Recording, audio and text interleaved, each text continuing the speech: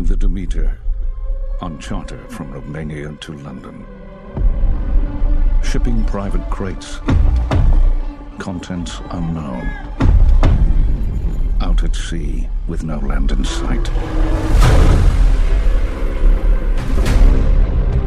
This here's Clemens. He's a doctor. You dress like a learned man. University of Cambridge. I know my way around the boat. Our charter has agreed to pay a bonus for timely arrival in London. Let me show you the ship. This here is Huckleberry. We don't come with like this to give the ooze clear. Demeter's a fine boat, no doubt.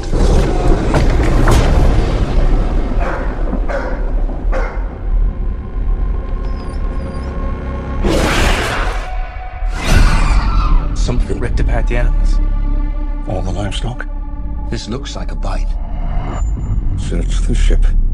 Everywhere. Evil is on board. Powerful evil.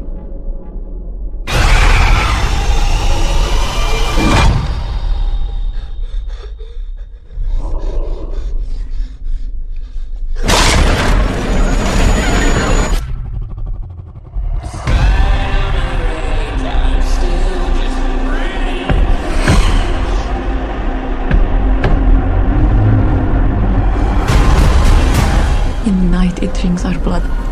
He is here. We call him Dracula.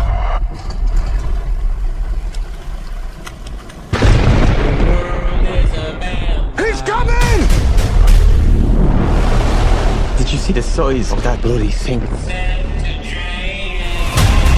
I want to kill the cursed thing. He is on this ship, which means that we will never leave it. The devil is real. May God have mercy on us all.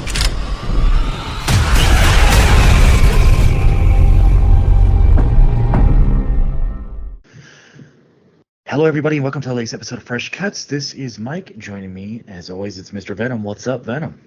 Greetings and salutations, seamen. Wait, seamen or seamen? I don't know, whatever. How the fuck are you doing, Mike? I am doing pretty good. I don't have much new to report, but everything's chill over in my neck of the woods. So, yeah, that's about all I got on that. Nothing new. But join us as always. Also, it's Don and Nelly. How you doing, Don? Yeah, what's going on? Always happy to be here. All right. Well, this week we are covering the last voyage of the. Is it Demeter? Is that how to say it correctly? Okay. Yeah, I always said Demeter for like decades, just because I had never heard it spoken. But yeah, I guess it's Demeter. Yeah, this was released this past Friday in the theaters. For anyone that saw the trailer, yeah, it's basically Dracula on a ship. Not really a spoiler. I mean, it's pretty obvious from the get-go. And yeah, it's nothing that they try to hide through the story. So the synopsis on IMDb: a crew sailing from Carpathia to England find that they are carrying very dangerous cargo. So that's like short but sweet, kind of sets it up without giving away too much. It is an hour and 58 minutes, so maybe that'll factor into our thoughts because, 2-hour movies, sometimes there needs to be some good justification for that running time. Will this one have it? Let's find out, starting with our general thoughts. So, Venom, what did you think of The Last Voyage of the Demeter? Overall, I enjoyed this film. It's definitely a performance-driven horror film. Now, I have seen some people kind of complain about the first half of the film maybe being a little slow. Ultimately, you're talking about a movie that's set in the late 1800s that's on a boat in the ocean. How much excitement are you really looking for? We did Die Hard underwater last week. I don't think we really want to do Die Hard on a boat now. I guess that would be, Speed 2? Anyway. Or Under Siege. Oh, there you go. The much better option. Thank you. Oh, wow. So overall, yeah, I really enjoyed this movie. I I am going to disagree with the 2-hour runtime. I do not believe this movie needed to be 2 hours, especially because anyone who's read Bram Stoker's Dracula or has even watched a Dracula movie in the past knows how this movie is going to end. I've read Bram Stoker's Dracula, so, the Captain's Log is a great chapter in that book, but we kind of knew what was coming, so why drag it out to 2 hours? But ultimately, I still think that there are some amazing performances in this movie. It's great to see Aisling Franciosi, who, famously was the lead in The Nightingale, Jennifer Kent's movie from a couple of years ago. Corey Hawkins as Clemens does a great job, a very subdued performance, but I think it's exactly what the character needed. Liam Cunningham, just awesome as always, but I feel like the MVP of this movie is going to be David Dastmalchian. He is as kind of the first mate of the and future captain of the Demeter. I thought his performance was just stellar, and let me tell you something. I'm liking this actor more and more every time I see him. He's amazing in Oppenheimer. He was great in The Suicide Squad. I mean, just about everything I've seen him do, even if it's just a goofy comedy, he takes it seriously. I think the first time we saw him was in The Dark Knight as one of the Joker's kind of goons. And he was great in that too. So again, just a stellar performance from David. I'm not even sure if I'm saying his last name correctly. Dastmalchian, I think, is what I've heard online. But yeah, just these great performances. Even our young actor, Woody Norman as Toby, I thought does a really good job. But ultimately, like I said, this movie isn't anything too crazily new. We've seen this concept before, a vampire trapped on some kind of vessel. We saw it a couple of years ago with Blood Vessel, and that was like a Strigoi, which was a Russian version of a vampire. We've seen it with Blood Red Sky, with, a vampire on a plane, trapped with the whole crew and all the people on it and everything. So the concept isn't anything new, and ultimately the execution really isn't anything new, because it's a one setting story. We're on a boat the entire fucking movie.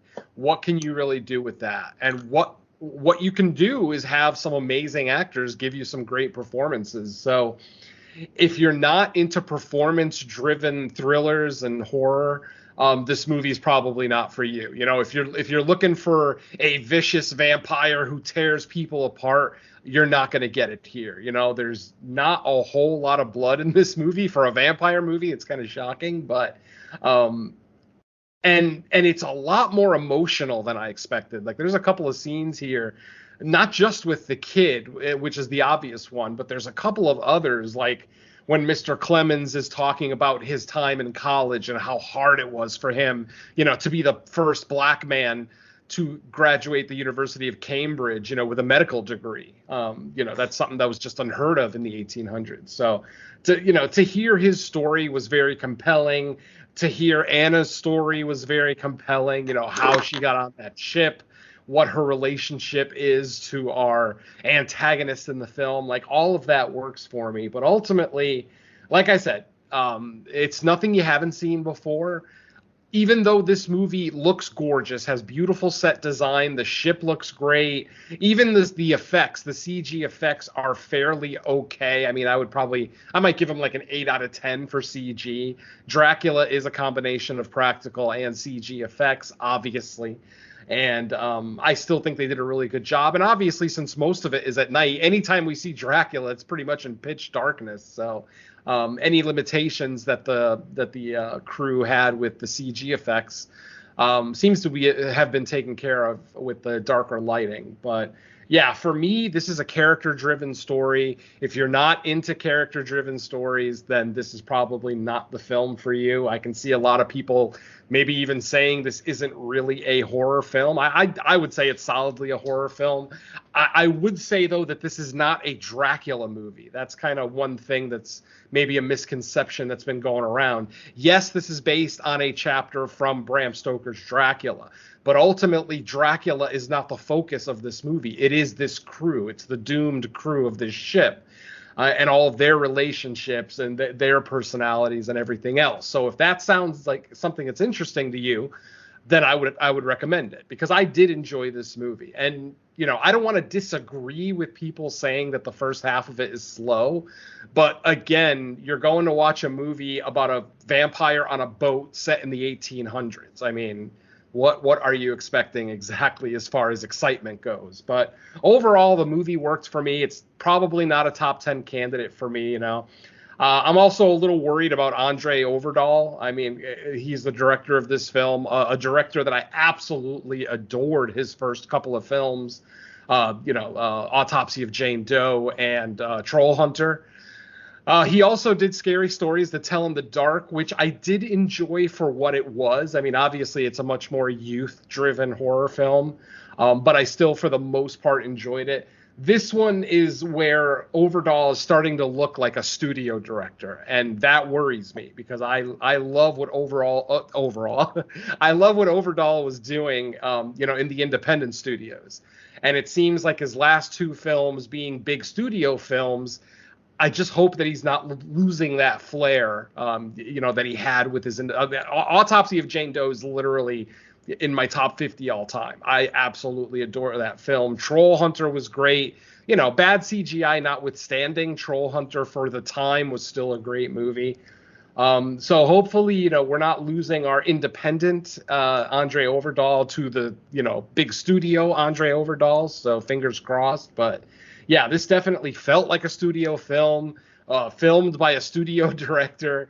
And, but like I said, because of the big studio behind it, you're able to get some great actors, great performances, some pretty decent effects, and beautiful set design. Like I said, the ship looks awesome. I love every part of this ship. So, like I said, if you're prepared for a slightly slower vampire thriller, then I think this is the one for you. If not, then I would say stick with Blood Red Sky. That one has a lot of action, a lot of blood, probably a lot more what genre fans are looking for. But I still really enjoyed this one overall. That's it for me. All right. Let's go over to Dawn. What were your general thoughts on the movie? Yeah, this is very much one that wasn't for me. The 2-hour running time killed me. I felt it. This was very much one where a lot of my recent watches are, when I do my screener reviews, I've kind of gotten into the unfortunate habit of 1.25ing everything. And this was in desperate need of me doing that, because this thing was a drain.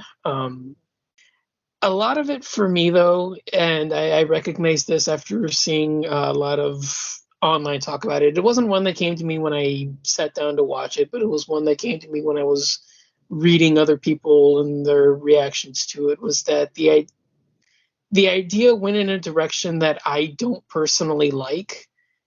Even though I look at what was going on here and I look at, the technical aspects, the ship design, the atmosphere, the interplay between the crew, everything about it is technically good, but the concept about it is one that went in a direction that doesn't appeal to me.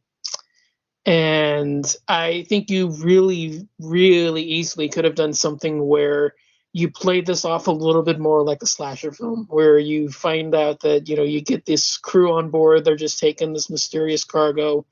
All of a sudden, maybe somebody doesn't return from, their inspection, or, somebody goes missing on, one of their rounds and nobody checks in at a certain time. And, everybody starts wondering what's going on, and the slow dawning realization that they're stuck on board this ship with this immortal evil that they can't do anything about. I think that would have been a little bit more in the line of how I would have wanted this to go. Yeah, you still get your character interactions. You still get your, various little bits and pieces about their backstory, and you still get all of this high-end quality stuff. But you play the vampire's presence more of an active role in this, because, the end result of this is going to be everybody gets killed.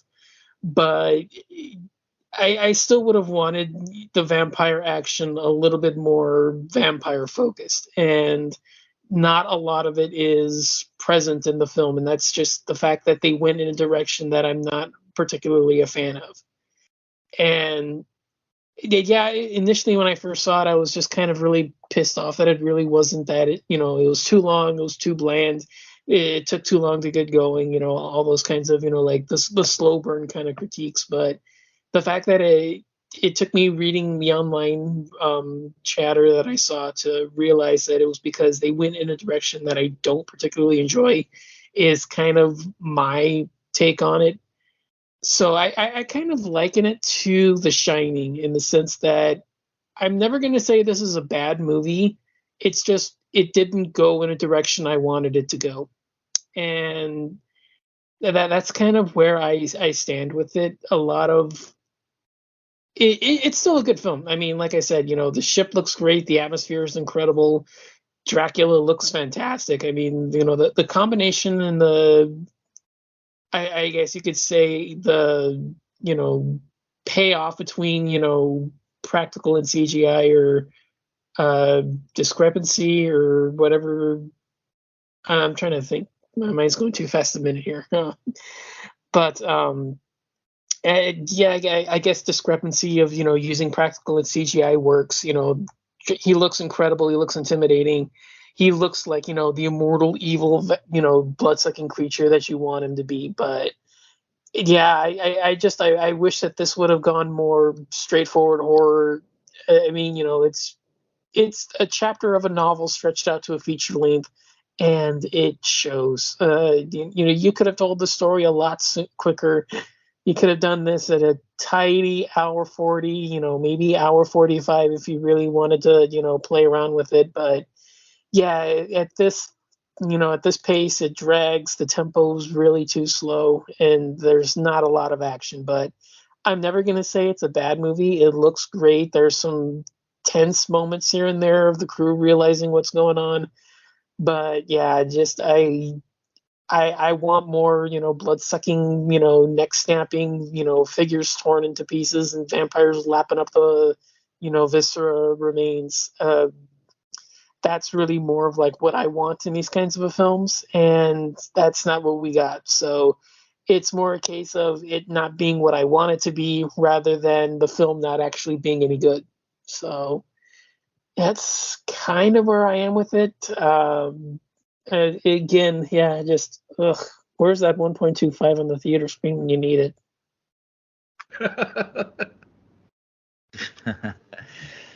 All right, so I think I'm close to Venom, maybe a little bit higher on it, but I definitely think the 2-hour running time was a little too much. We did get a lot of setup.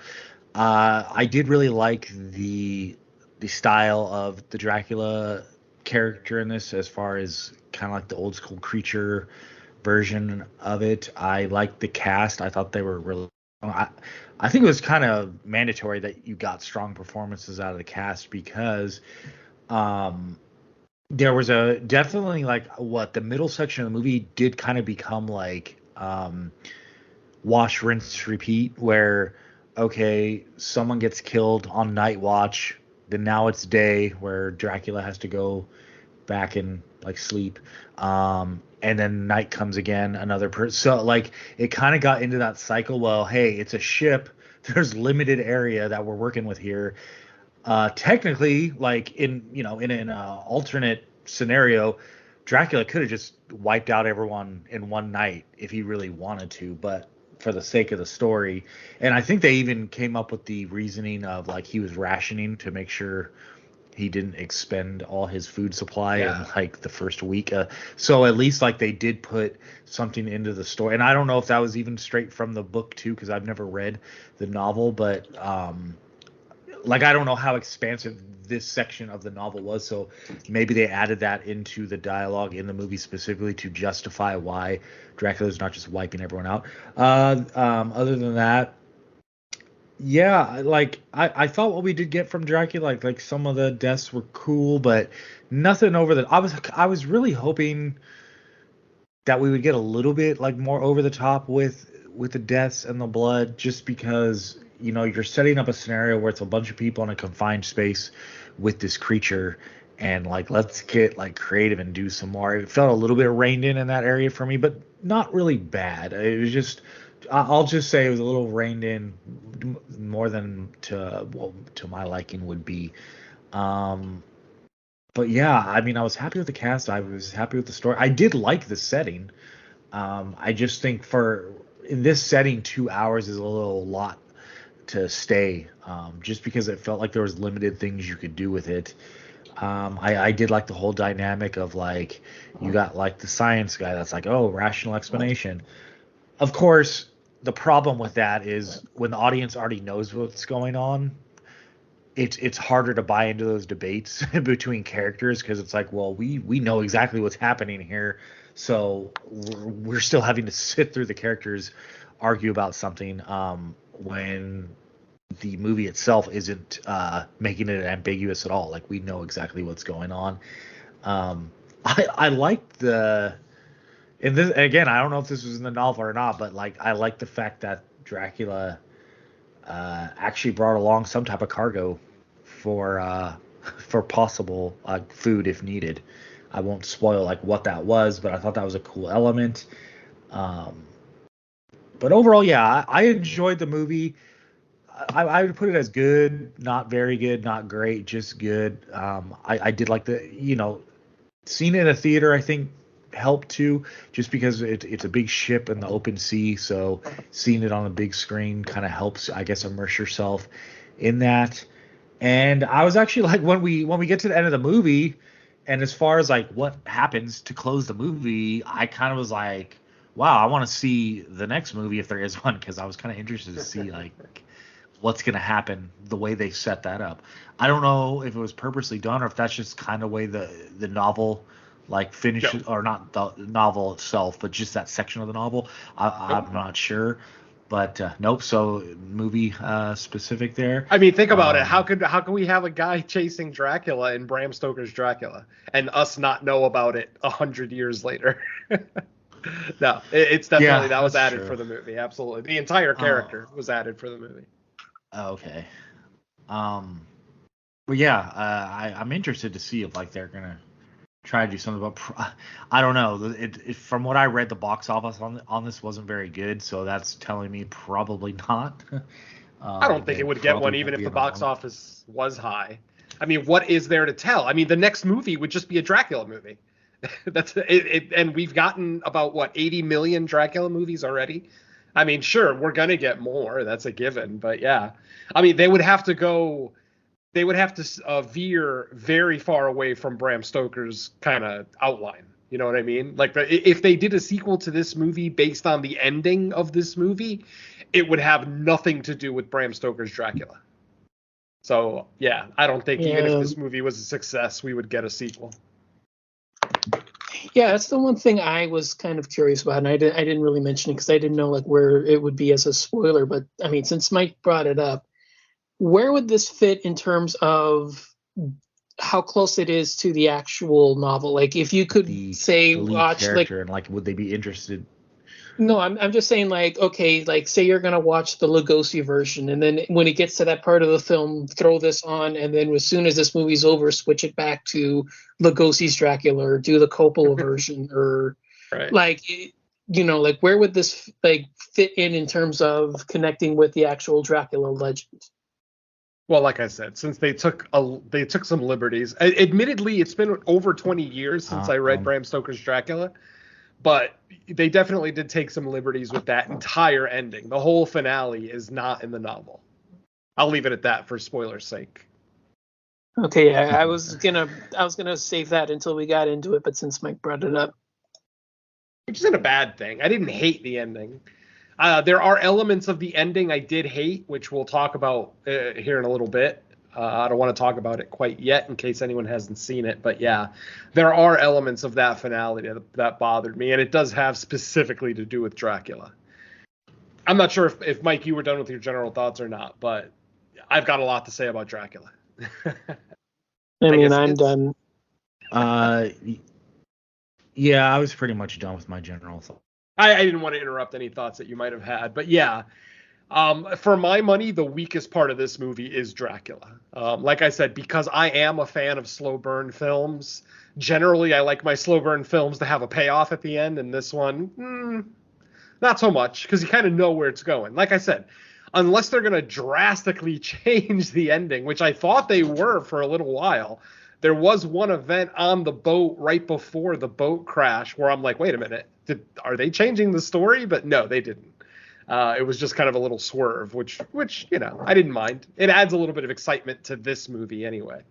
But yeah, Dracula for me, I do like my monstrous Dracula. I like my, kind of 30 Days of Night style vampire, just ruthless blood suckers. I mean, they don't just bite your neck, they tear your fucking neck out. I am very okay with that style of vampire.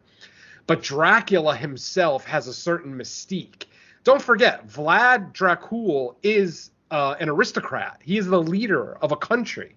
Granted, a malicious leader, but he is still an aristocrat. So it kind of bothered me that in this film, and I don't know how much of a spoiler this actually is, it might be, so I apologize, but Dracula is just a monster this whole movie. He is never the aristocratic, well-spoken, debonair vampire that we get. And for the telling of this story, that's fine.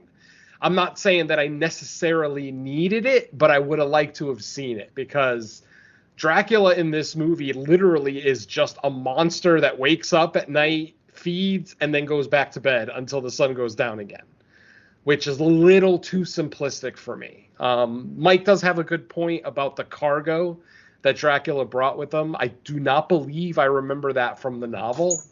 But it could have been. Like I said, it's been over 20 years since I read it. But yeah, Dracula in general in this movie, I have multiple issues with. I don't mind the brutality. Dracula is brutal by nature. That's fine. Even before he became a vampire, as far as the legends go, he was a brutal, bloodthirsty leader of Wallachia. So yeah. But that's what I mean. This movie doesn't deal with Vlad the Impaler or Vlad Dracul. It's just this monster on this boat that could be Dracula. It could be any average vampire.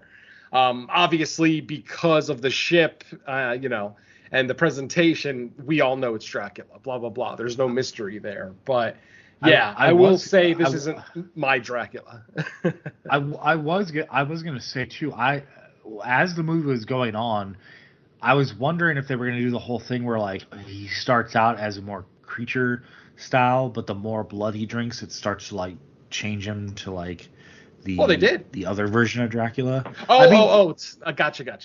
Yeah, because, like, that's one thing I was wondering, too, because even though I haven't read Dracula, I was like, well, isn't the novel kind of based on, like, Vlad, not this style?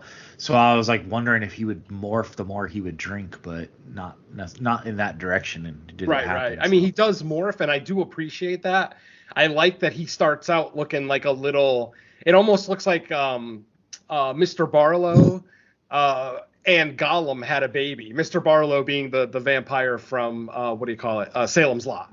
It looked like him and Gollum had a baby. This little trembling, little pale, fleshy thing on the ground. But then as he drinks, he gets bigger, he gets taller, he eventually gets wings, which I think we saw in the trailer anyway, so that's not much of a surprise. But yeah, just that I appreciated, because it does make sense that he's been, however long it took him to get from his castle to the port to get on the ship, he doesn't get to feed that entire time. And then once they get on the boat, he has to wait until the sun goes down. So it makes sense that he's decrepit and kind of small because he hasn't fed in a while. You could make the argument he hasn't fed in, a couple of weeks. Who knows how long that carriage ride from his castle to the port is? Because Wallachia is not near water, for those who don't know. Or Romania. I mean, it's in Romania. Romania is not near water. It's not near an ocean, to my knowledge anyway. So,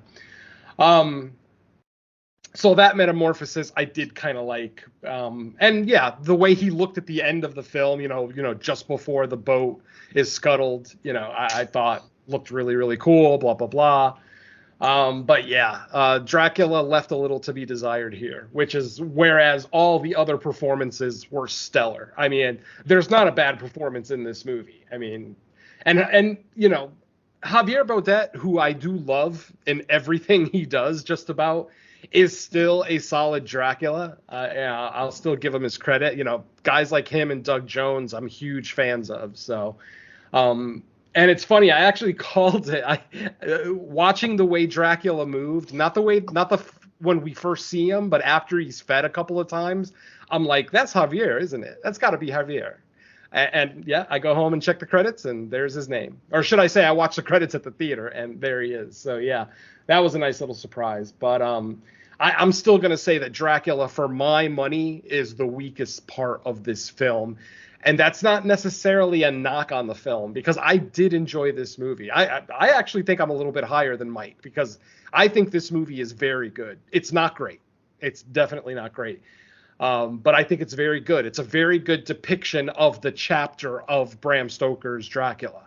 You know, it may not be the bombastic, over-the-top, viscera-filled, you know, gore fest that a lot of us wanted it to be, but ultimately it does, you know, it's very loyal to the original novel, and, you know, you kind of had to expect that going into it. So I wasn't disappointed, really. You know, I did not expect, even though going into it, seeing it was an R rating. And of course, I didn't watch the trailer, so I had no idea how violent the trailer may have implied it being. But I, for the most part, did really, really enjoy it. I may watch it again. I may watch it again before it leaves theaters, just because, like Mike said, the set design is beautiful. The atmosphere, the tension, it all works in that darkened theater. So yeah, I may go see it again, but you know, I still have some issues with Dracula, which will, you know, I'll get into more issues that I have with him, and especially that finale once we actually get into the walkthrough, which I can't imagine is going to be long today. This is such a formulaic movie.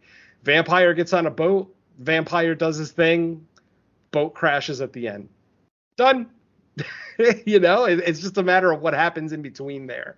Again, not really a spoiler, because we all know that the Demeter, you know, is basically, in some versions of Dracula, it just kind of sails onto shore with no crew. In others, it kind of crashes against the rocks, kind of like with this film. So, I mean, there's different interpretations of how the Demeter ended. Demeter, excuse me. I got to get out of the habit of calling it what I was calling it for 30 plus years. But yeah, I don't know. Anything else you guys want to get into before we get into walkthroughs or sail-throughs? Yeah. One of my favorite scenes was I think it was the cook, right, when he tried to make an escape on the lifeboat. I won't like get into the details about how that went down, but I thought that was really well done. It was great. The use of the fog, I thought, was great. Honestly, that was one of my favorite shots of Dracula too, when he lands on that little boat, on the lifeboat. I just thought that looked so cool. But ultimately, you know, like I said, you're dealing with a CG vampire, at least when he's flying around and when he lands and takes off and things like that. Once he's on the ground and just kind of doing his vampire thing, it's Javier. It's solidly Javier. But, you know, the flying around, you got to deal with some CGI. But luckily, it's so foggy, you can barely see it. And again, I love when movies do that, when they realize, okay, our CG is not going to be at Jurassic Park quality, so let's kind of hide it a little bit with darkness, with fog, you know, with camera panning, you know, swish pans, things like that. I mean, whatever they can do to make it look better, I'm always down for. And ultimately, it makes sense that Dracula is always, I mean, he's a vampire. Of course he's going to be out at night. And the fog, I mean, you could make the argument that he created that fog, because it seemed like every time he came out of his crate, suddenly it was foggy outside. So I did like that element as well. So yeah, the movie did little things right here and there. It just didn't really bring anything new to the table. And I think that's what a lot of us were hoping, that it would take some liberties, maybe do a little bit something different with the story, or which, you know, they did minor things differently, specifically with the ending, but otherwise, you know, it's fairly basic. It's a vampire on a boat movie. What else really needs to be said? True. All right. Let's get into it. That's your spoiler warning, folks. If you haven't seen it, get the hell out of here and go watch it. Or if you don't care to watch it, go ahead and stick around with us. But basically, our movie opens. I don't even remember the opening scene of the film. I remember the getting on the ship. Oh, right. We're introduced to Clemens, I believe. So basically, our movie opens up. We're introduced to Clemens. He is played by Corey Hawkins. He is an African-American doctor. At least he is a doctor by degree. He doesn't have a job because, of course, it's the late 1800s in Europe. Who's going to hire a black doctor? So, obviously, he takes work anywhere he can get it. He tries to get the Demeter kind of shows up and says that they need some more hands, 3 to be specific.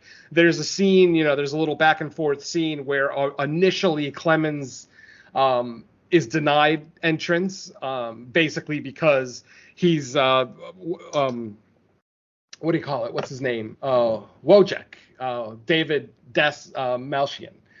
Basically, his character kind of checks his hands and he sees that his hands are kind of soft. And he's like, well, we don't really need skilled labor. We need, grunt force. We need brutes. So we have a scene where they're loading up the boat. One of the guys that did get picked to go on the Demeter, while he's loading up the ship, he sees Dracula's sigil on one of the crates.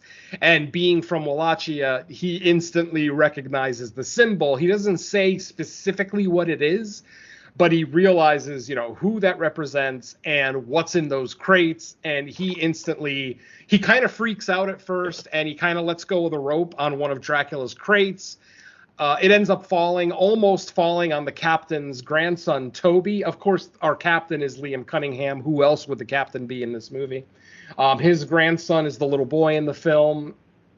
And when this, boat worker drops the crate or lets go of the rope and the crate falls, it almost falls on Toby. And Clemens is there to save Toby. So, of course, as expected, that worker is kicked off the boat for being useless. Or actually, he leaves voluntarily and basically says, you're all cursed. May God have mercy on your souls, blah, blah, blah. I think he even mentions you're never going to get to England or something like that. He starts speaking very cryptic. He ends up quitting and leaving. So, of course, Clemens is invited to be on the ship.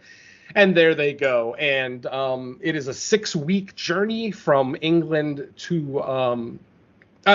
from Romania to England, or from wherever they're taking off. I forget where their port was, but yeah, from wherever they took off to England, it was a 6-week journey. Once they take off, weird little things start happening. I don't think I need to go over every single thing. We do eventually see that there is almost like a stockhold for animals. Basically, all the animals that they're going to kill and eat on the journey there, goats, pigs, chickens, blah, blah, blah, are all kept underneath the ship in an area there with the where they're kept in cages. And obviously, once you see this, the fate of all those animals. So I don't think I even need to go over that. Eventually, yes, all of the animals in the hold are killed. They all have their throats cut or bitten, if you will, just mangled as shit. Of course, they end up with all the animals being killed. The doctor looks at them and says, no, these are all bite marks. Something attacked these animals.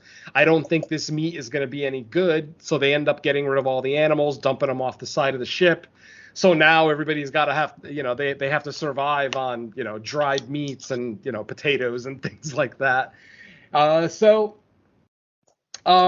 I said, then at one point they Clemens, our doctor, is just kind of looking for a noise. He hears some kind of knocking, which is kind of how our crew communicates on this boat. Which I did kind of like that aspect of it. It sounded great in the theater. Basically, they would go to a support beam on the boat and they would knock on it, and that knock would resonate throughout the entire boat, the entire cargo hold and everything. So I thought that was kind of cool. And then they even play around with that later in the film in the finale, but we'll get to that. So like I said, at this point, we also are introduced to our chef. He is an Asian gentleman.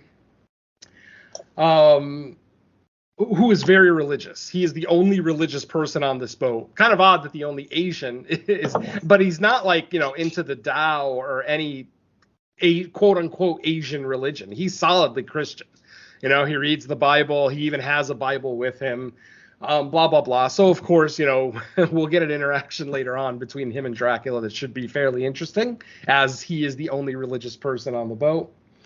And then, suddenly just people start getting picked off left and right. You get, before people start getting picked off, I forgot to mention that our chef one day was investigating a noise down in the cargo hold. He finds that there is one of the crates with the dragon symbol on it has tipped over. Has tipped over, and dirt has started coming out of the crate. Suddenly, he starts digging through the dirt because he's trying to look for what's supposed to be in that crate, because who the hell just travels with 50 crates of soil? So as he's digging through this crate of soil, he eventually finds a human hand and pulls it out, and there's a whole person in there. And that, my friends, is Anna. She is introduced as Anna. At first, she doesn't speak. She's very sick. She's got bite marks all over her neck and arms. So our doctor, Dr. Clemens, decides to give her a blood transfusion, with his own blood. So he does this multiple times for a bunch of days in a row. Eventually, Anna does wake up, introduces herself, and then basically lets the crew know what's going on. I wasn't brought here because they all think that she's stowed away. They think she's a stowaway, because Clemens was the only one who actually found her in the dirt, and he never actually says that either. So I don't know why. It seems like it would have been a really easy explanation as to how she's not a stowaway, but whatever. So basically, obviously the crew, they have that old antiquated mentality of a woman on the boat is bad luck. They literally want to throw her off the boat. But Clemens obviously won't allow it. The captain obviously is a very superstitious man, and he doesn't want to just, kick someone off the side of the ship to their impending doom. So, he relents. He lets the woman stay on. And at this point, she basically turns into our harbinger. She basically gives us, or obviously we as the viewer know what's going on, as Mike mentioned, but she's basically giving now the exposition to the crew of who is on the ship, what is on the ship, and what, how this whole thing is probably going to end up, which is, of course, we're all dead. We're never going to make it to England. Obviously, members of the crew think she's stupid, blah, blah, blah. Clemens doesn't really argue with her too much. Like he actually believes her. Whether he legitimately believed her or not is up to the viewer, but he definitely makes her believe that, he believes her. And obviously Clemens has seen some weird shit throughout the movie, some unexplained stuff. Like I said, he is a doctor, and he recognized the bite marks on the animals' bodies. As more people start disappearing, they start to realize they're not alone on the boat, blah, blah, blah. Anna has given them their exposition so that they know what they're dealing with, a night hunter that, can't be out in the sun, blah, blah, blah. Eventually, one of the crew members is attacked, but does not die. Basically, his Dracula's attack is interrupted by someone else coming up to the ship's deck. So he takes off, and the crew member who is left alive is barely alive.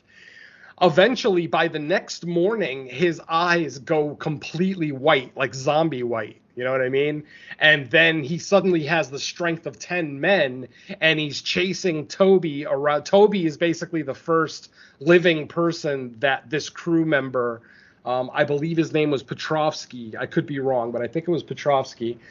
Basically is chasing this kid around because he's the first human that he ran into after waking up as a vampire. At least that's what we think right now.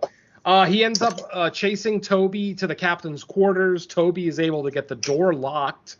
But unfortunately, because Petrovsky is now, potentially a transforming vampire, and he's got massive strength, he actually just starts slamming his head a la Hereditary into the door, just slamming his head into the door. Finally, the door cracks, and that he keeps hitting the door. Finally, there's like a panel missing from the door that he can get his arm into to potentially grab the lock and unlock the door.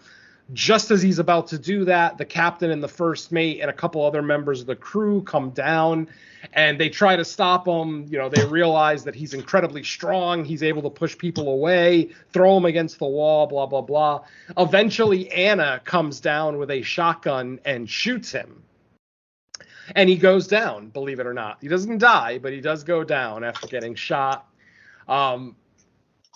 At this point, you know, they have one of the crew members holding Petrovsky's down to make sure that he doesn't get back up. And then the captain goes to the door to his quarters to make sure that his grandson is okay. And he looks in the door and sees that the grandson is not alone in there. There is someone back in the back corner of the room, just kind of squatted down and hiding, who's basically stalking Toby.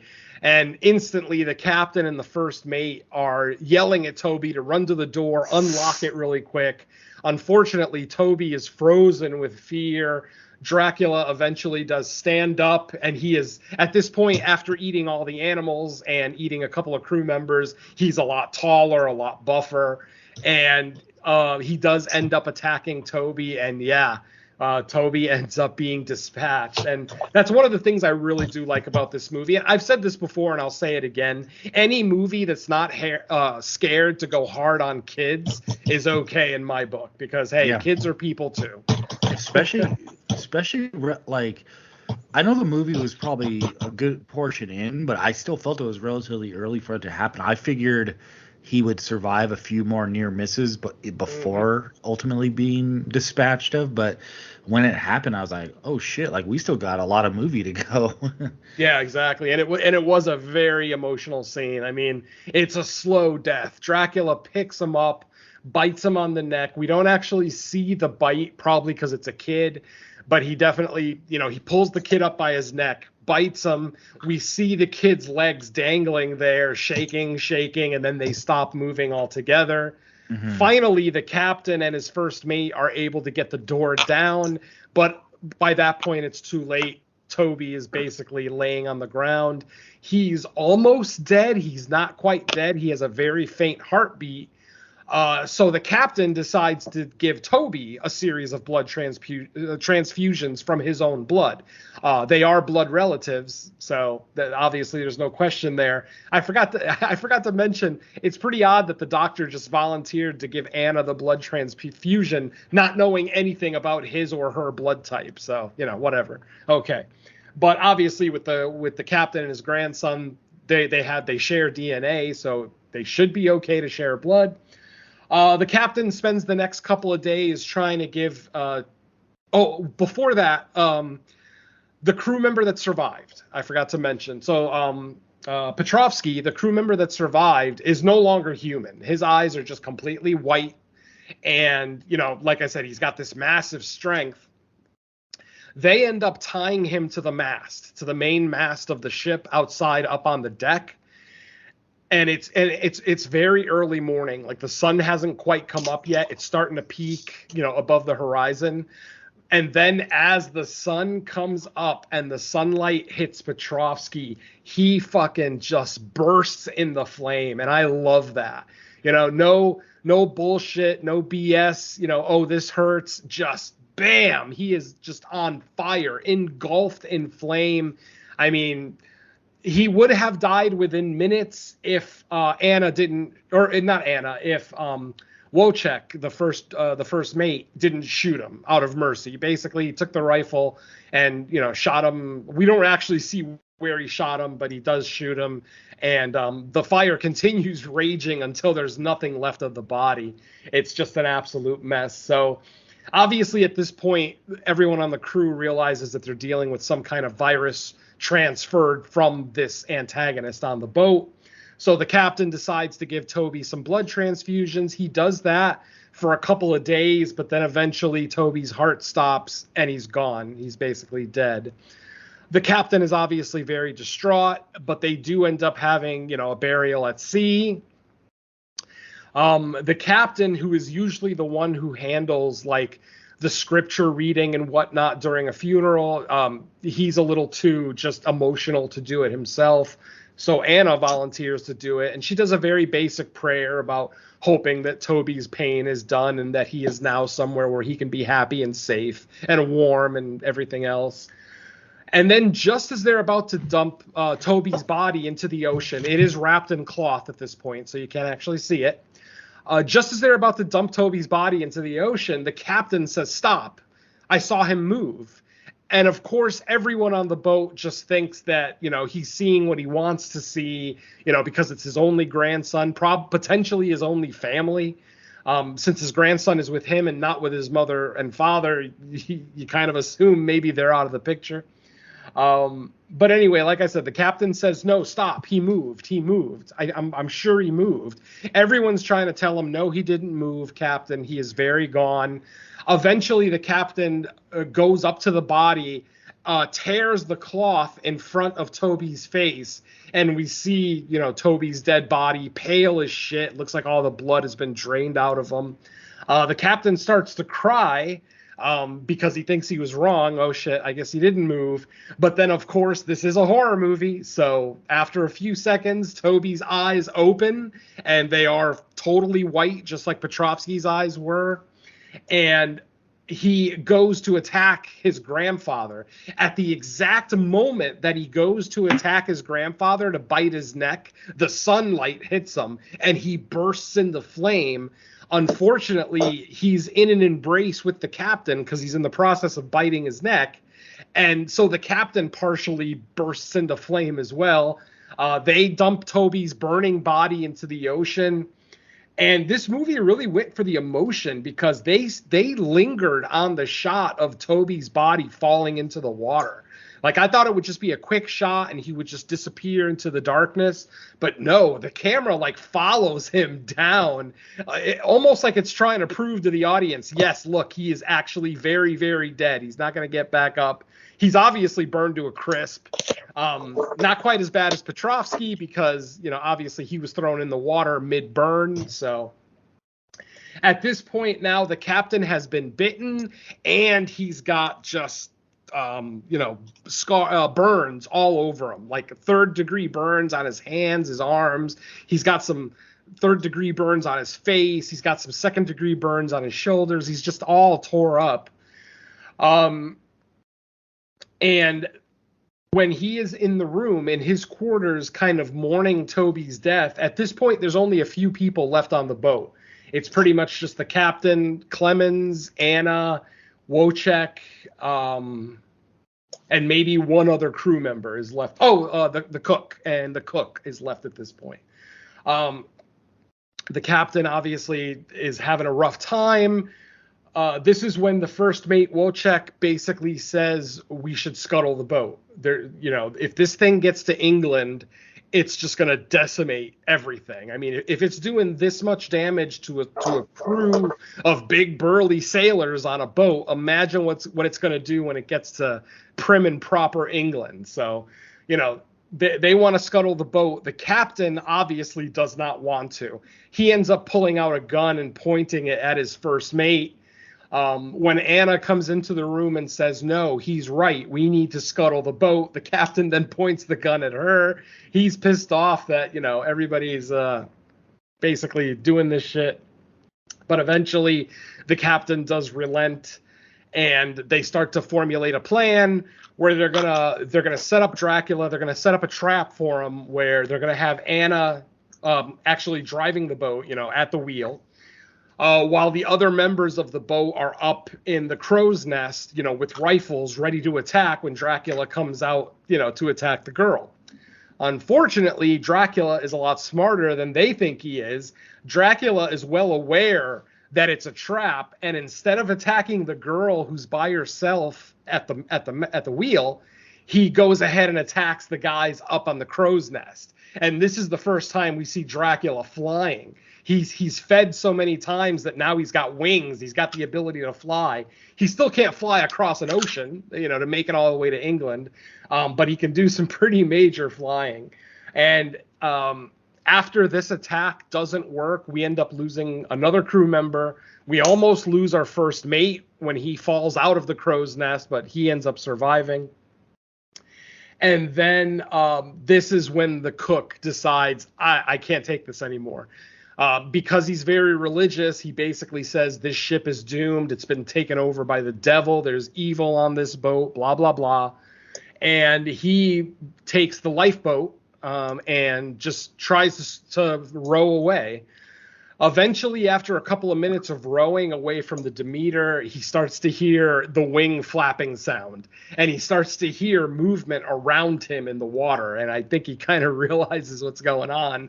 Eventually, we do see Dracula flying up there, and this is the scene that I was talking about looks really cool, because when he lands on the front of the boat, he literally, he puts his feet down on the front of the boat, he retracts his wings, and then sits down at the edge of the lifeboat in a very animalistic way. It's pretty fucking cool. Very cryptozoology for those of you who are into, that kind of crypto.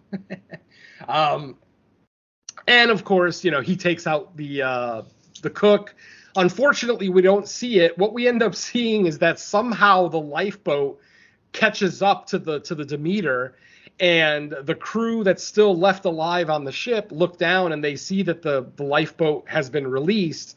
There is a Bible and a blood puddle in the lifeboat, so everyone figures the cook tried to leave and didn't quite make it.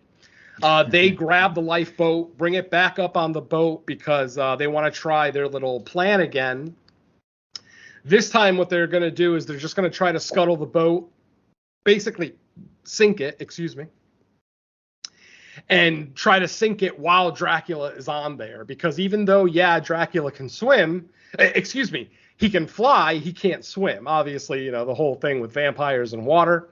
I'm not sure how much this universe kind of relies on that particular trope, vampire trope, but, he never touches water that I notice in the movie anyway. So like I said, they decide to try to sink the boat. Eventually, they do end up using like an axe, a pickaxe, and, putting a hole down in the cargo hold. There's a big struggle. Obviously, Dracula is fighting with everybody. Dracula ends up killing the first mate while he's trying to scuttle the boat. And eventually, Clemens has to come down and kind of finish the job. So the boat is basically sinking. Clemens, at this point, the captain is still alive, but the captain has made the decision to stay with the boat because he's a good captain, and a good captain, goes down with the ship. So at this point, it's just Clemens and Anna left alive. They end up having this, a little bit of a struggle with Dracula, to the point where eventually Dracula actually gets impaled on the mast. Like he's at the base of the mast, kind of leaning against it, and then the mast breaks in half and folds over on itself, and it almost looks like it impales Dracula. That's when I was thinking, holy shit, are they changing the story? This seems weird. But no, Dracula is able to get Clemens and Anna get off the ship. There's nobody left on the ship but Dracula. Eventually it does hit the shore, and it never actually sinks out in the open water like they wanted it to because of Dracula's interaction. So eventually Dracula, the ship basically just hits the rocks on the shore, and it's just there on the shore, just in shambles. And we see Dracula, push the half of the mast that's kind of pinning him against the bottom half of the mast. He's able to just push it off and gets off the boat without issue. We see Clemens and Anna floating on a piece of wood towards England. They're literally just like less than a mile away from the shores of England. And that's when Anna's eyes turn white. And that's when Clemens, is like, wait a minute, I gave you a transfusion. I thought I saved you. And she's like, no, you could never reverse what Dracula has done. All you can do is postpone it. And she is still appreciative of him postponing it, if you will, giving her a few extra days of life. But unfortunately, the sun is rising and Anna's eyes are now completely white. So we all kind of know what's going on. Anna has one last exchange with Clemens where she explains, I've never made a choice in my life. All my life, my choices have been made for me. You know, my family and my village gave me to Dracula as a peace offering so that he wouldn't attack the village. So I'm finally making a decision for myself, and I'm just going to stay here while the sun comes up. And, you know, Clemens obviously wants to save her. He thinks that maybe they can get to the shore in time so that he can continue with the transfusions. Anna says, no, I've made my decision. We see Anna basically split off from the kind of thing that they're floating on. It's basically two big pieces of wood held together with like a cloth, like a piece of the sail. Eventually, she splits off from Clemens and kind of sails off. The sun does come up, and she instantly burns into flames. I'll give her credit, though. She doesn't scream once. She's a badass, so that was pretty awesome. Don't give Dracula the satisfaction, even though he ain't around to really hear it. Yeah, I thought that was cool. And then, you know, that's kind of the end of that scene. Clemens eventually does get to the water. And then we kind of get to the opening scene and I actually skipped the entire opening scene where the Demeter is actually on the shore, broken down, and it's the police constable who's there investigating, trying to find out what happened to the boat. They find the captain's log, and then that's when he starts reading it, and that's when we go into the bulk of our movie. So the movie ends where it started, with the Demeter, you know, basically on the rocks, broken down. And then what we see is Mr. Clemens at a bar, and he's writing into a journal, and he's basically saying, you know, I know that Dracula survived. I know that he's here in England, and I need to stop him. Basically, Clemens has made himself a vampire hunter who is now hunting Dracula. And what ends up happening is while he's in this pub having a drink, he hears the knocking from the boat, the way that all the crew members communicated with each other. And he starts looking around, like, because it sounds familiar. Finally, he turns around and he sees a distinguished gentleman in a coat and tails, a top hat, and he's got the wolf head cane, you know, that we saw earlier in the film. And he's tapping it on the floor of the pub in the exact same cadence that they did on the ship. So he would basically get Clemens' attention right away. Now, the thing that I don't like about this scene is that Dracula is still a fucking monster in this scene. You know, like, where is the aristocratic, you know, debonair, charming Dracula that we get, you know, from Coppola, from from Todd Browning, blah, blah, blah, you know? Again, I love my animalistic vampires. I really do. But this is Dracula. And Dracula is, as I've already said, he's an aristocrat. Yes, he's an aristocrat that drinks blood and kills virgins, but he is still an aristocrat. That's what kind of threw me off, because when we get the shot of him in the corner or in the side, like where he's playing with our main character, kind of almost antagonizing him, letting him know he's out there, I was like, wait a minute, is he just literally the creature in like a suit? Because like it seems like he'd be more at place in like the Star Wars cantina than like a bar in England. You know, yes, that's very, very valid. But like I said, that's my major problem with that finale. I was actually, there was a tiny, tiny little piece of me that was hoping it was going to be Gary Oldman, that they were actually going to get Gary Oldman to just do like a 5-second scene in the pub at the end. But obviously, you know, that's another big name actor you have to get. And he's probably beyond doing horror movies anyway. But I was really, really hoping for like half a second that it would actually be, you know, Gary Oldman's Dracula. But no, it's just the same old monster from the boat, just with clothes on. And he's hiding his face. He's got, you know, a tall collar. He's wearing a top hat. He looks very much like Mr. Hyde, but just with fucking vampire teeth. And in this movie, Dracula doesn't just have like a pair of canine fangs. His entire mouth is filled with fucking sharp little daggers. I mean, he literally looks the most monstrous I think we've ever seen a Dracula interpretation. So, I'll happily accept that. But like I said, I still really would have liked to have seen the debonair, aristocratic Dracula for that final scene, and maybe even have him sit at the table with Clemens. Fuck with him. Have like a Pacino De Niro Heat moment, where the hero and the villain are sitting at a table exchanging words. But that's not what happens. Basically, Dracula walks by Clemens and kind of scratches his neck, so that there's a little cut there at the edge of his neck. I don't know if that was just a fuck you, I can kill you anytime I want, or if he's actually trying to transform Clemens into a vampire. Like I said, the rules in this universe aren't ultra clear. Obviously, a bite will turn you. If the bite doesn't kill you, it'll turn you, blah, blah, blah. But I'm not sure about scratches, because there are some films out there where a vampire or even a werewolf can just scratch you. Like, they don't actually have to bite you. Literally, if they break the skin with any part of their body, you're fucked. So yeah, any kind of wound that doesn't kill you usually converted you. Well, with some lore, I guess.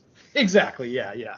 And then the movie kind of ends with Clemens running out of the pub, chasing after Dracula. He sees Dracula way down the road. And then he has like an inner monologue where he says, well, I will continue to hunt Dracula until I stop him, until I finally put him to rest. And he walks Blade off into the fog, and that's our movie. What was that? I'm sorry. I said it felt like Blade.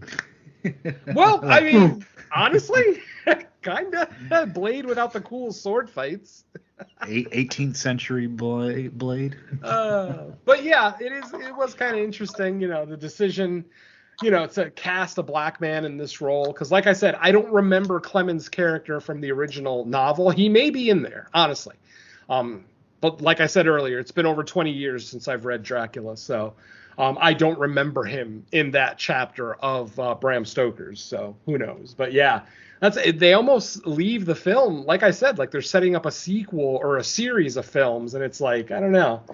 I guess I would be okay having a sequel, but where it's Clemens going after other vampires. Like, no more Dracula. Leave Dracula alone.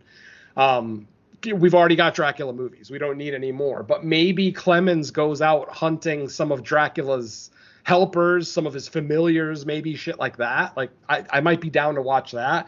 They would definitely have to up the gore, up the blood, up everything. I mean, it's a sequel. You got to go over the top. Especially because that's what everybody was wishing this movie would be, an over-the-top, gory vampire movie, and this just isn't that. This is definitely a more cerebral, slow-paced, very slow-paced to some people, just kind of look at the journey from Romania to England. So I still really did like this movie. I liked it a lot. Like I said, I like slow burns. I like character-driven movies. I like good performances. I mean, as of right now, my number one of the year is Brooklyn 45, and that's solidly because of the performances of everyone in that movie. So kind of surprising that this one didn't jump out at me as a top 10 candidate. But like I said, it's just missing one or two elements that could have done it. And that runtime. I mean, that runtime is going to be a big complaint for a lot of people, especially because we know where this story is going. It didn't need to be 2 hours. Anyone who's read Bram Stoker's Dracula knows how this chapter goes. Obviously, the filmmakers will take some liberties and add some extra stuff, which they did. But ultimately, we know where the story's going. We know how it's going to end. I honestly thought nobody was going to survive the boat. Like, I figured they were just going to kill everybody, and then Dracula just goes to Carfax Abbey and, moves into his new mansion. But that's not what we got. So I'm still very okay with what we got. It just could have been a lot more exciting, a lot more fun, because that's one thing. This movie's not fun. Usually with bloody, gory vampire movies, there's that fun factor. This one doesn't really have that. This one, like I said, it's a very emotional movie. I mean, and we don't have to just watch a kid die once. We got to watch him die twice, violently both times too. So, like I said, I appreciate movies that go hard on kids, absolutely. But I was surprised at the emotional level of this movie. I honestly thought it was going to be a way more bloody affair. And unfortunately, it may be hurting its bottom line because of that. Because ultimately, a movie that like this that makes me happy is probably not going to make the bulk of horror fans happy. So, take it with a grain of salt, folks. If you haven't seen it yet, I personally would still recommend it, especially in the theater. It's got beautiful sound design, great atmosphere, beautiful sets, all of it, And I also love how the crew members, because being 1800s England, some of the crew members could have gone slightly pirate, like either with their mannerisms or their speech or whatever. And I'm glad they didn't do that shit at all. They took this movie very seriously, pretty much beginning to end. And I do appreciate that, though. Maybe a little humor, would have helped out the movie a little bit. I don't know. I'm not saying that it definitely would have, but who knows? It might have. I don't know how. I mean, comedic vampire movies do work. I'm not saying make this a comedic movie by any stretch, but I don't know. Like usually there'll be one crew member that's like the comic relief, and we get no comic relief in this movie. Everybody's serious. Everybody, takes the threat seriously. They all try to do their part to end the threat. Obviously, it doesn't go their way, but, I can still appreciate that aspect of it. All right, I think I'm done. Yeah, we learned just enough about characters before they get led to the slaughter. Like, you could tell. Yeah, not a lot of insipid character development. I appreciate that as well. I mean, for a 2-hour movie, you would almost bet money that the first half hour is going to be nothing but character development, but they do it fairly quickly, Yeah, I mean, literally the opening scene is like during the opening credits even is them traveling to the ship with the cargo, so they get right to it at least. Yep. No waiting. Mm-hmm. And yeah, a couple of things you touched on, like I did like the scenes of like people burning up at the sun, and especially the fact that they did it with the kid. Like, yeah, that was awesome. Like I said, I don't hate kids, folks. I know it sounds like I hate kids. No, I'm just saying that I appreciate when movies aren't scared to go after kids, because it's one of the last taboos of horror movies, How often do you see a kid violently die in a Hollywood horror film? You see it more in foreign horror, yes, but when an American film does it, I got to give it its props. So there you go. Yeah, especially when the scenario calls for it, because if you look at the setup of the story, it's like, okay, they're on a doomed ship. This voyage is not going to go well for just about everyone. So what's the probability of this kid being one of the survivors? Like, exactly. if you would have told me going into the movie, I probably would have guessed that the kid did survive, just because that's what the bigger budget movies happen to always, they work something into the story, like, oh, he found a hiding place or something. But the fact that they're like, nope, he's getting taken out. I was like, okay, I'm pretty impressed with that. Yeah, I mean, halfway through the movie, I would have bet money that Clemens, Anna, and Toby all were going to survive. And then by the end, nope, 2 of them have burned to a crisp. So I do appreciate that. All right. Well, I guess you could say the ship has sailed on our discussion on the movie. So, hey, I saved it for the end. But before we get out of here, let's find out if there's anything new from all of us to check out. So, Venom, is there anything else that you have released since our last recording? Unfortunately, I have absolutely nothing new. Creature Comforts episode 18, where we look at the lake, is still the latest episode. The main show, episode 54 is the latest episode. That's been out for a couple of weeks now. And Crystal Lake Gift Shop, still episode 3 is our latest one there. So yeah, unfortunately, I find with the summer, I don't podcast as much. And it's not necessarily because I'm such an outdoorsy kind of guy. It's just that in the summer, everybody has a poker game. And when everybody has a poker game, I'm never home. So yeah, just to have not had as many opportunities to record over the last month or so. So as the weather starts to cool off, that'll change, and we'll get back to a normal release cadence for the other shows. All right. How about you, Don? Yeah, not much. Like you said, Creature Comforts is waiting on availability to get the new episode together. There's, as I mentioned, the latest episode of Road to Nowhere, where I talk the host through 3 Lucio Fulci films. Still waiting on Stu World Order. Again, that took a while with Road to Nowhere, but we'll get that one eventually. And hopefully coming soon will be my guest shot on Joe Blow Horror, where we do Resident Evil, Welcome to Raccoon City. But the other one I have is the latest episode of Horror Countdown, where me and a guest we look at top 10 cannibal films. So finger licking good time, that one. So yeah, other than that, not much else. All right. As far as I go, yeah, nothing new to report. The main show, it did get pushed from our original recording date, but if all goes well, it will be recording later this week. So it probably wouldn't have been released at the time of this recording anyway. So Yeah. If all goes well, it'll be in the can before the weekend, and then sometime early next week, it'll be out. As long as our next episode of this show, Fresh Cuts. Speaking of which, I think this is like our weekend off from the theater for August, correct? I've got something opening out here called The Haunting of the Queen Mary. I'm not sure how big a release that is. It is playing at AMC theaters out here, so I'm not sure, but it's one I'm definitely going to go see because I've actually been on a paranormal investigation on the Queen Mary. I'd say probably like 4 or 5 years ago, Mrs. Venom and myself actually went to the Queen Mary and took part in a paranormal investigation. You know, they gave us all the devices, the infrared cameras, and the noisemaker thing, the EVP.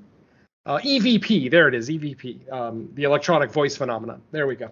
And it was actually pretty cool. I can't say that I saw or heard anything, but I will say that the way it's presented to you, it's just terrifying in general. Because eventually you go down into the catacombs of the ship, and it's just pitch dark down there. There's like no light whatsoever. Anyway, the point is, that movie opens this week. It's not a documentary. It's an actual horror film called The Haunting of the Queen Mary. Like I said, I don't know how wide a release that is, so that's a potential. Otherwise, we can fall back on Cobweb, since that now has a VOD release. The very first year that you're talking about the Queen Mary in Long Beach Harbor, is it still there? Yes, sir. It's still there, yep. The very first year they started doing the haunts on that, I went with my friend Doug. He did the Season Pass podcast, which was like a theme park podcast, and every October he would cover like all the haunts in SoCal and some of the ones up here. But he used to get like passes, like media passes for all this, and he would bring me as like the +1. And yeah, that first year on the Queen Mary was cool because he was part of the press event. It was like catered with like foods and drinks, and then we got to like just go to the front of the line and walk through there, and it's really cool. Like the way they have the haunt set up, obviously it's like enhanced because it's a haunt, but just walking through like a ship like that was a really cool atmosphere. So for anyone that listens that's in like anywhere in Southern California, I think it's worth it. And it's probably even better now because we're, I think, 5, 6, 7 years removed from when I went, so I'm sure they've made it even better. I went like 5 years ago, and I had a great time, like I said, because they have 2 different ones. They have the one that's during the day that's got like lights and sounds and everything, where they kind of enhance it themselves. It's kind of more of a touristy attraction type thing.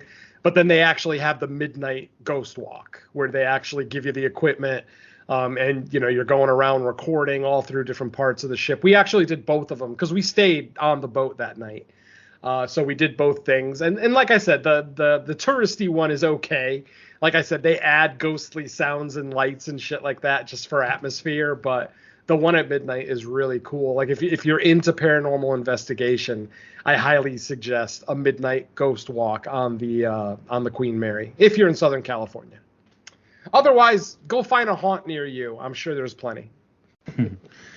Cool. All right. Well, that's pretty much going to wrap up this episode. Like I said, we're going to be choosing something from VOD. And since we've had, you know, a few theatrical episodes in a row, we should have some stuff piled up by now. I'm looking at my list of movies for the week, and I just noticed the advertisement for the 10th anniversary of Sharknado in theaters this weekend. So maybe if Don and I can talk Mike into thinking Sharknado is a fresh cut, we might do that. I know there's a Spanish horror film that dropped on Shudder last week. I don't really know anything about it. Well, then we've got options. Yeah, there's a good amount of stuff out that's piled up a little bit, plus whatever gets added this week. So we will figure it out. But until then, thank you everybody for listening to Fresh Cuts. We will catch you next week for another episode. So until then, let's say bye to our listeners. Later.